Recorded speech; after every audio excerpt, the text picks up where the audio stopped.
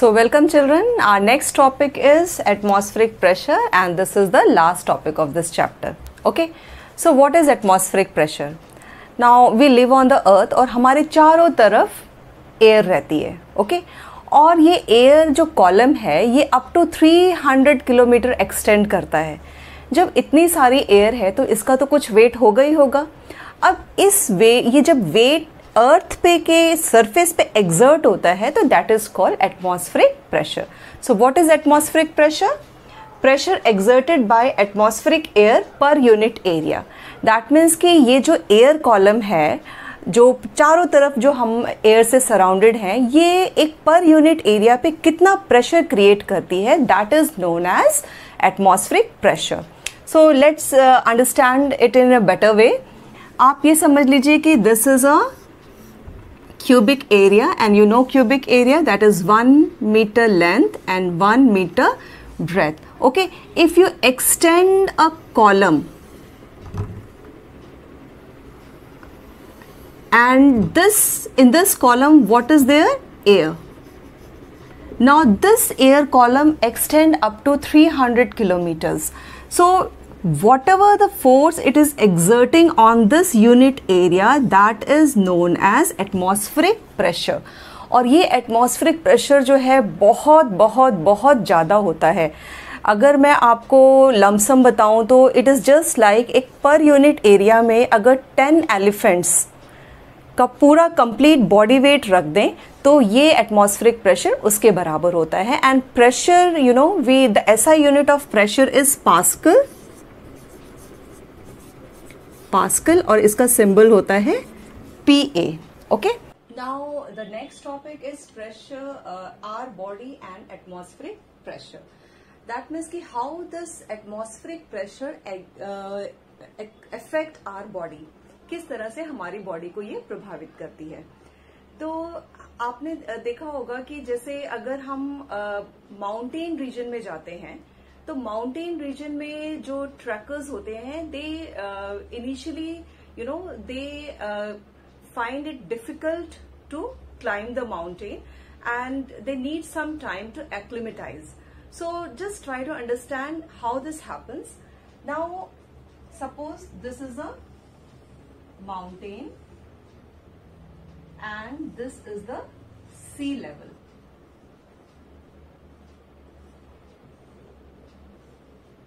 Sea and this is mountain.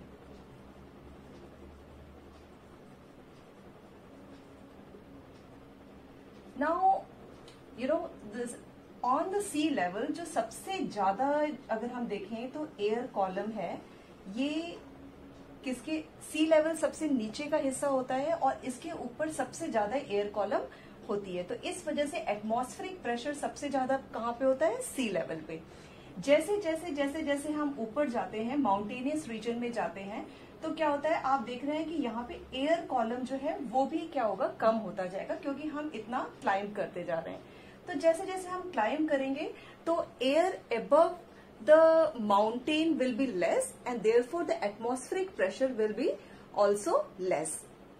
So because of that you know the trackers face many type of problem and जैसे क्योंकि pressure जैसे वो mountainous region में जाते हैं हमारी बॉडी के अंदर प्रेशर ज्यादा होता है और जो एटमॉस्फेरिक प्रेशर वो कम हो जाता है. तो उसकी वजह से क्या होता है कि नोज ब्लीडिंग और बहुत मतलब सांस लेने में दिक्कत होती है ट्रैकर्स को. तो they faces this type of problem.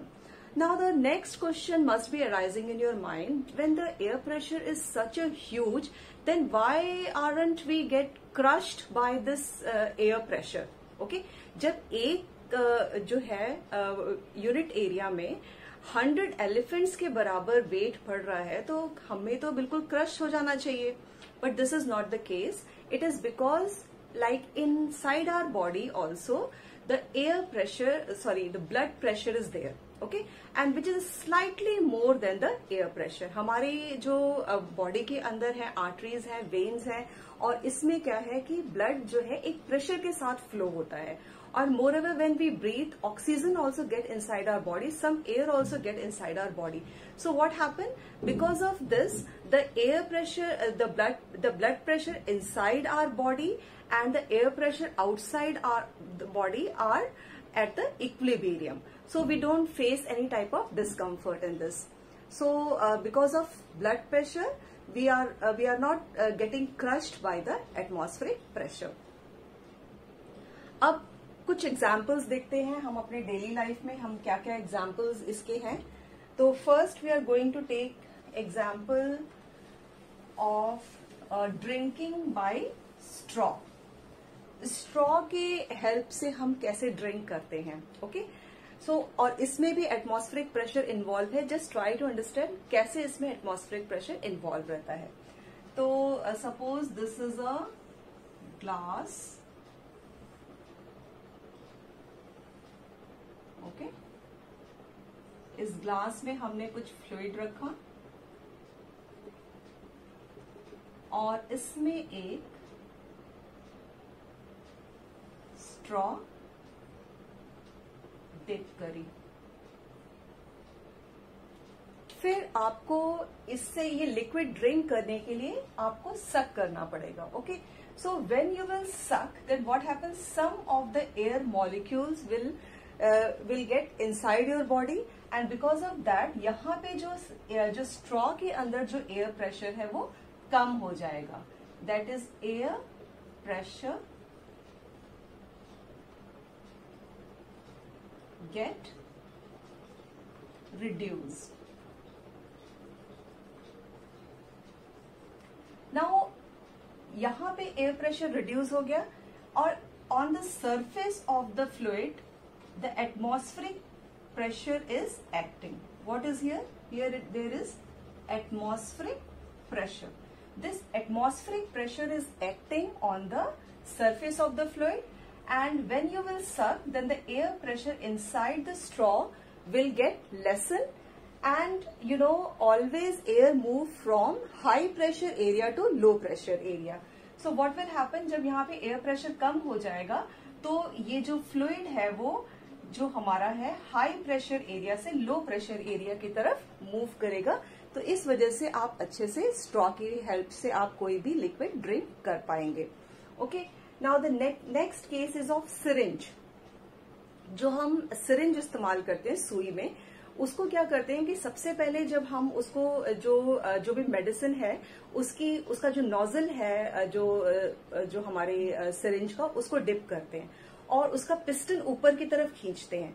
तो जब हम पिस्टन ऊपर की तरफ खींचते हैं तो what basically we are doing, we are basically increasing the volume, increasing the area. So when the area will get increase, then जो एयर प्रेशर और जो है एयर प्रेशर कम हो जाएगा. जब एयर प्रेशर कम हो जाएगा तो अब बाहर एयर प्रेशर ज्यादा है और सिरिंज के अंदर एयर प्रेशर कम है, तो atmospheric pressure will press the liquid inside the syringe. Okay. So let's discuss few more examples.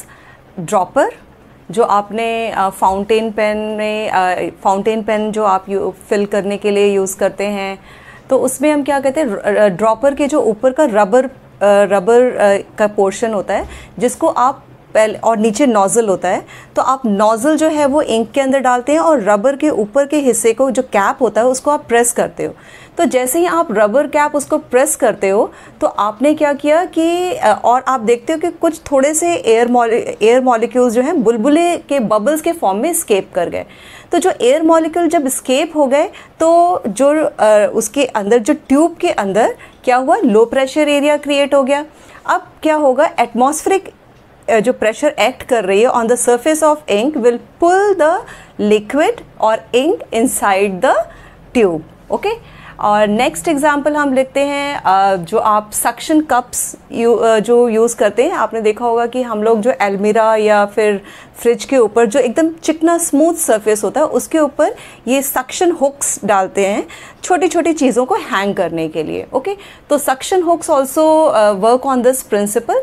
जैसे ही आप फॉर एग्जाम्पल अगर ये एक वॉल है,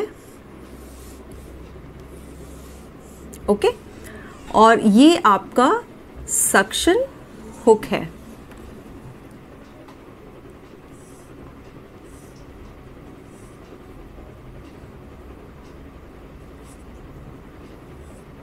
ओके तो जैसे ही आपने इस सक्शन हुक को प्रेस किया against this wall, then what will happen, some air will get escape. कुछ एयर इस जो कप के अंदर जो एयर थी वो स्केप हो जाएगी। जैसे ही आप उसको प्रेस करोगे और प्रेस करने से जो सक्शन कप के अंदर जो कुछ एयर है वो स्केप हो जाएगी। जब एयर स्केप हो जाएगी तो इसके अंदर क्या होगा, लो प्रेशर एरिया क्रिएट हो जाएगा। अब जब लो प्रेशर एरिया क्रिएट हो जाएगा, बाहर जो है एटमॉस्फेरिक प्रेशर हाई है, दिस इज एटमॉस्फेरिक प्रेशर, और अंदर जो है प्रेशर कम है। क्यों कम है? क्योंकि कुछ एयर जो है वो उसकी स्केप कर गई उसके अंदर से। तो because of that this hook will get attach to the smooth surface. Why it is getting attach to the smooth surface? Because of the atmospheric air. Interesting experiment था जो German scientist Otto von Guericke ने किया था। उसने क्या किया था कि 2 कॉपर के हेमिस्फीयर लिए थे, ओके, और वो 2 कॉपर के हेमिस्फीयर को उसने ज्वाइन किया, और ज्वाइन करने के बाद उसके अंदर जितनी भी एयर थी with the help of vacuum pump उसने सक आउट कर लिया, ओके। अब क्या हुआ कि उसने एक जो हेमिस्फीयर को एक साइड से 8 हॉर्सेस ने पुल किया, दूसरे हेमिस्फीयर को अपोजिट साइड से 8 हॉर्सेस ने पुल किया, and to his surprise what was seen कि 8 हॉर्स ने जो अपनी पूरा फोर्स लगा दिया, then also they couldn't apart the both hemisphere.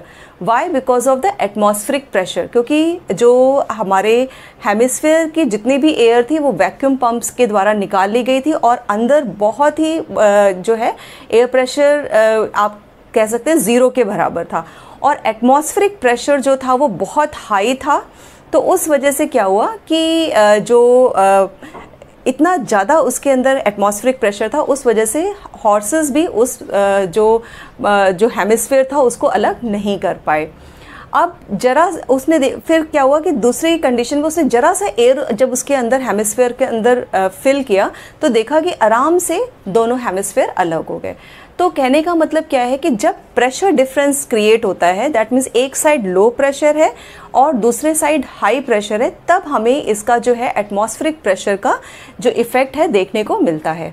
एक आप एक्सपेरिमेंट कर सकते हैं कि एक ग्लास लीजिए, ग्लास को बिल्कुल ऊपर ब्रिम तक आप वाटर से भर लीजिए और किसी स्मूथ कार्डबोर्ड से उसको आप ढक लीजिए, ओके, और उसको तुरंत आप अपसाइड डाउन करिए, ग्लास को इन्वर्ट कर लीजिए और धीरे से अपना हाथ उसके नीचे से हटाइए। तो आप देखोगे कि ग्लास का जो है वो जो उसका जो कार्ड है वो नीचे नहीं गिरेगा। क्यों नहीं नीचे गिरेगा? क्योंकि उसको एटमॉस्फेरिक प्रेशर जो है वो उसको ऊपर की तरफ पुश कर रहा है। आप देखेंगे पानी भी फिल है, then also that card is not falling down. Why it is not falling down? Because of the atmospheric pressure. So I hope you have understood this chapter nicely. Thank you very much.